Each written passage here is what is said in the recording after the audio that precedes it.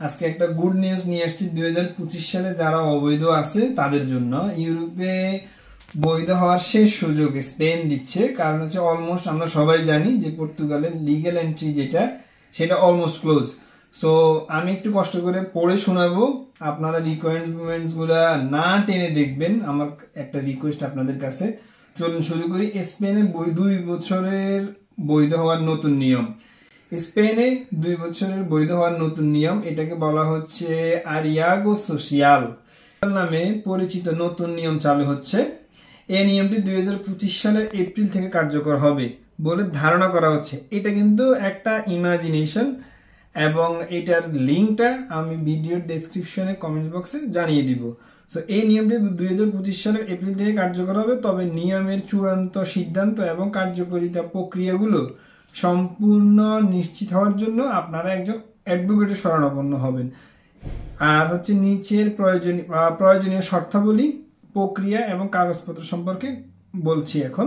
সাধারণ শর্তাবলী: স্পেনে বসবাস, আবেদনকারীকে টানা কমপক্ষে 2 বছর স্পেনে বসবাস করতে হবে। চাকরির চুক্তি হচ্ছে কাজের সময়সীমা কমপক্ষে 30 ঘন্টা হতে হবে। চুক্তির মেয়াদ মানে কাজের কন্ট্রাক্টের মেয়াদ মিনিমাম 6 মাস হতে হবে। বেতন হচ্ছে ন্যূনতম বেতন স্কেল স্যালারিও মিনিমো ইন্টারপ্রফেশনাল SMI মেনে নিতে হবে। প্রয়োজনীয় নথিপত্র: ফর্ম EX10 বিশেষ পরিস্থিতির জন্য অনুমোদনের আবেদনপত্র সম্পূর্ণভাবে পূরণ এবং স্বাক্ষরিত হতে হবে। পাসপোর্ট, সক্রিয় পাসপোর্টের সম্পূর্ণ ফটোকপি, সব পৃষ্ঠা এমনকি ফাঁকা পৃষ্ঠাও আপনাকে ফটোকপি করতে হবে। এমপেডমেন্ট সার্টিফিকেট, এটা আমি জানি না, যারা স্পেনে আছেন তারা জানবেন বা একটু গুগলে সার্চ করে নেবেন। গত 2 বছরে স্পেনে বসবাসের প্রমাণপত্র, আপনি যে 2 বছর থেকে আছেন, আপনি হয়তোবা সুপার শপে আপনার কোনো কিছু কিনছেন, ওইটার একটা রিসিট আছে, আপনি যেখানে আসছেন ডাক্তার দেখাইছেন, কোনো কিছু কেনাকাটা করছেন, ওইগুলো একটা প্রমাণপত্র যে 2 বছর আগে আপনি ছিলেন এই জায়গায়, এটা একটা প্রমাণপত্র। বা বাসার কন্ট্রাক্ট দেখালেও হবে। নিয়োগকর্তাকে বেতন প্রদানের আর্থিক সামর্থ্যের প্রমাণ দিতে হবে। কোম্পানির নথিপত্র,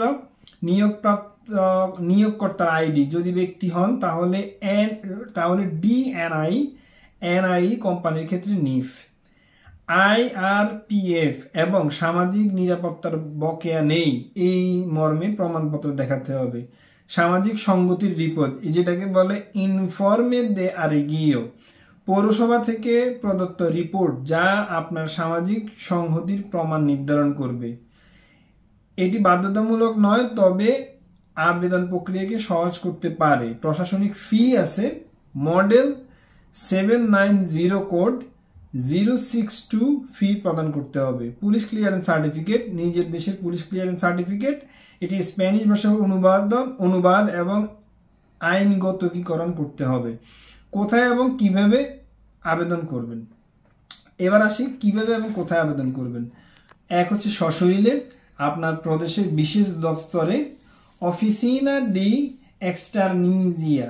অনলাইনেও পূরণ করতে পারেন, সেটা হচ্ছে যদি আপনার ডিজিটাল সার্টিফিকেট থাকে তাহলে স্পেনের মন্ত্রণালয়ের অফিসিয়াল ওয়েবসাইটের মাধ্যমে জমা করতে পারবেন।